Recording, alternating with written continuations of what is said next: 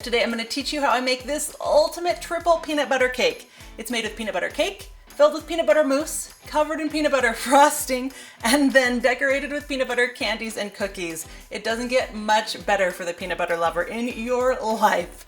Now don't forget to subscribe if you love cakes, and let's get started. First up is baking the peanut butter cake. We're going to mix white sugar and brown sugar. Add the flour. Now in this cake we're using cake flour. Cake flour actually has less protein than all-purpose flour. Now often you can use all-purpose flour for most cakes. In fact, for my favorite cakes, I do use all-purpose flour, but those also tend to be a lot denser cakes. This peanut butter cake is actually more spongy and lighter, and so cake flour is a much more appropriate flour to use. Now if you can't find cake flour where you live, or it's just way too expensive, you can actually make your own cake flour, and I have a video for that over here. A teaspoon baking soda. Now typically you don't need to use baking powder and baking soda. In a recipe where you're going to have acid in it, you can use baking soda. In a recipe without acid, you're going to want to use baking powder. The cream of tartar in there will help balance the baking powder the way that the acid will help balance the baking soda. And salt. Once that's all mixed together, we're going to add our butter and we're going to beat it again. You want to beat it until the butter's incorporated and it turns into kind of a sandy texture. And now we're going to mix the liquids together. We're going to start with the eggs, some sour cream, some peanut butter, and vanilla. And mix that together until it's completely smooth. Then pour the liquid over the dry. And then beat. At this point it's pretty thick, so now we're going to add some milk.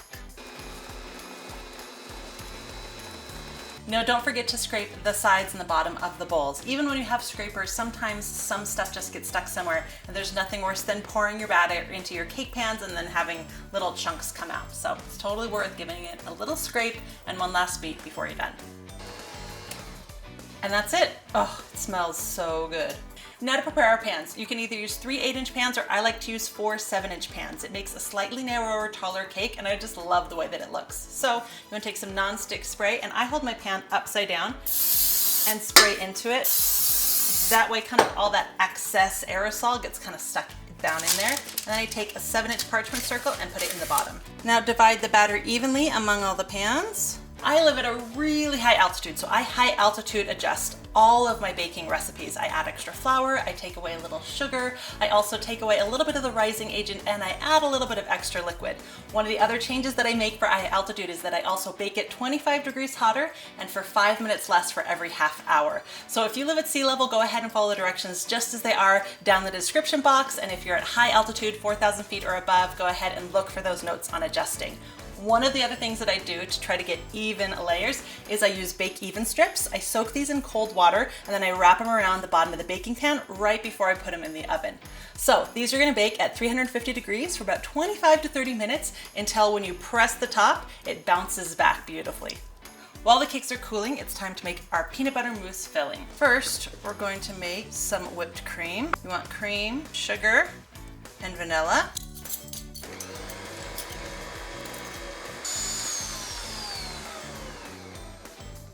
And you want to beat that until you get stiff peaks.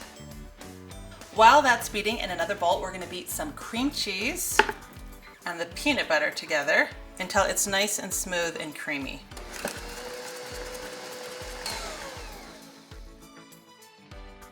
Now don't forget to scrape the bottom and the sides to make sure that there's no chunks of peanut butter or cream cheese left. We want this perfectly smooth and creamy before we add the whipped cream. Add about 1/4 of the whipped cream.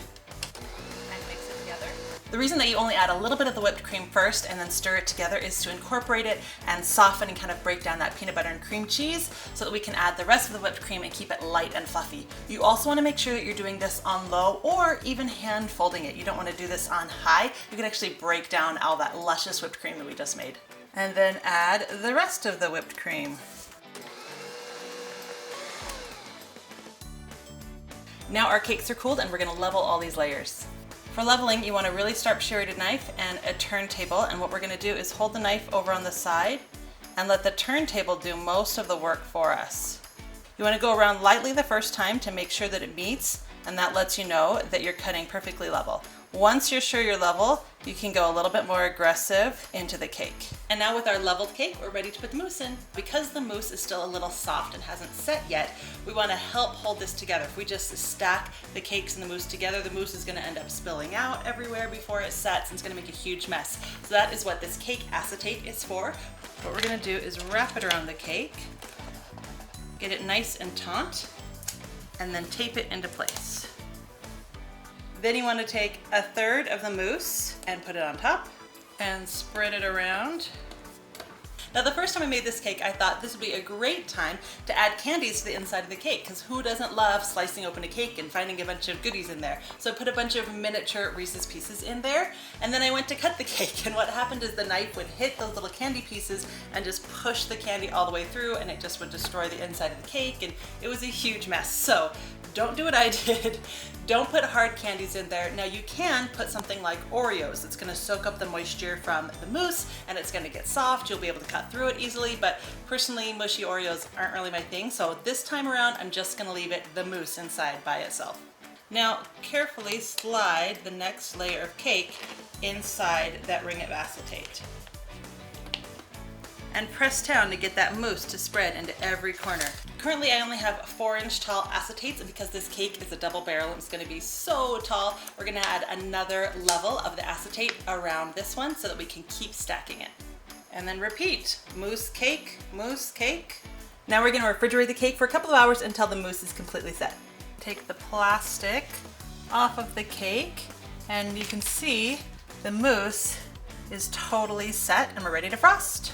Now we're going to make the peanut butter frosting. So you can take any of your classic favorite frostings, American buttercream, Swiss meringue buttercream, Italian meringue buttercream, and turn that into a peanut butter frosting. Today I'm going to take a twist off of a Swiss meringue buttercream and turn that into a peanut butter frosting. So the twist is that there's no cooking or heating involved because we're just using pasteurized egg whites. So this is a kind of a cheater's version, super simple, can't go wrong, can't mess it up, and it tastes amazing. First thing we're going to do is add the egg whites, powdered sugar, and some salt. Turn it on. Beat that on low for just a couple seconds and then make sure to go around and scrape all the edges to make sure that powdered sugar is completely incorporated. And then bring it up to medium-high and beat it for about 5 minutes. It's going to be beautiful and white and ribbony and luscious. It almost looks like my marshmallow frosting. Check out that beautiful texture. Now with the mixer on medium, we're going to add 2 tablespoons of softened butter at a time and continue to do that until all of the butter is incorporated.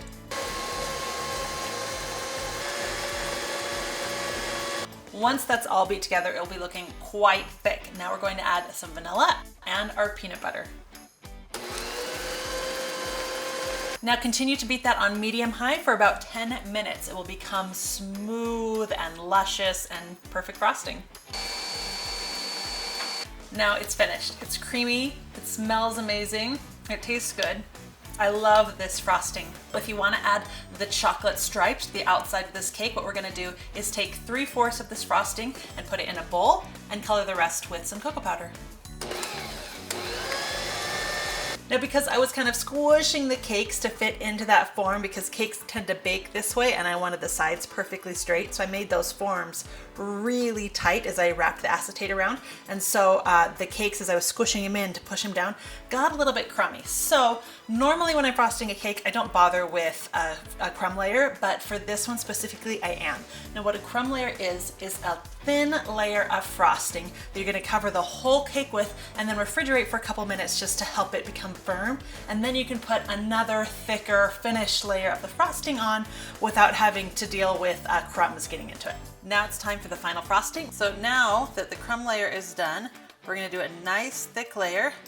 And like I said earlier, we want the frosting to overhang a little bit. That's what's going to help the sides meet up and give us plenty of space to do nice sharp corners. Now to create the stripes on the side, I have a piping bag with a large round tip filled with the peanut butter and one filled with the peanut butter chocolate, and we're going to pipe this onto the side of the cake.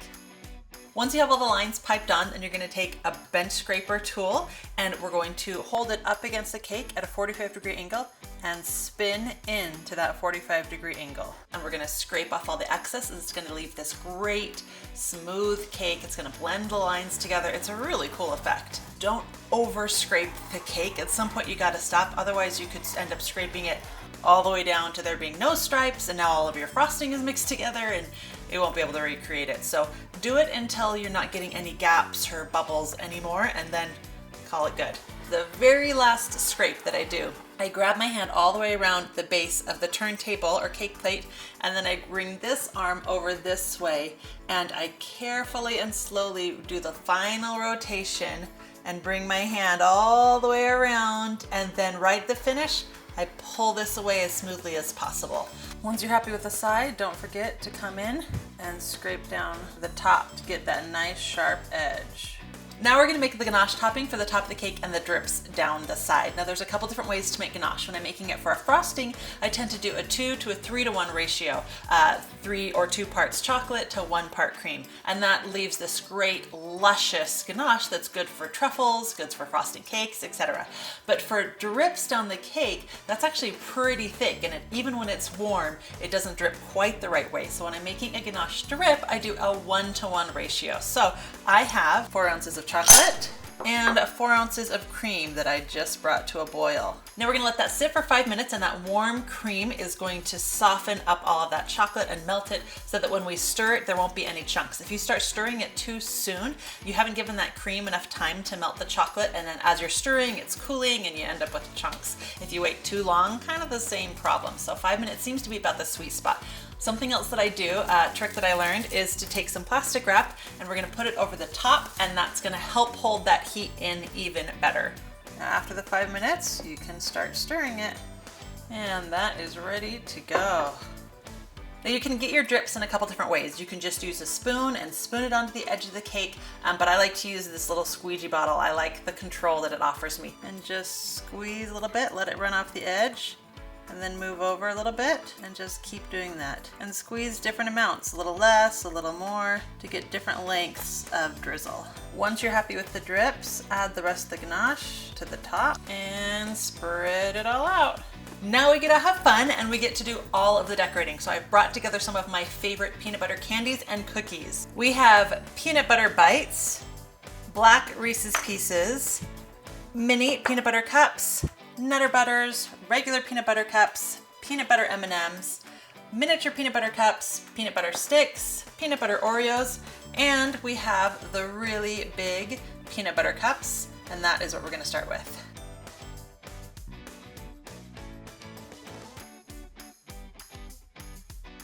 And the cake is all decorated. Now we get to cut into it and see what the inside looks like. Spongy cake, mousse filling, not too sweet peanut butter frosting. It doesn't get much better than this, especially if you adore peanut butter like I do. Seriously, this is so good. And that's it, the ultimate peanut butter cake. You'll find the whole recipe in the description box, or if you click over to my blog, you can get a printable version of the recipe. Don't forget to let me know if you have any questions or if you have any requests for the future.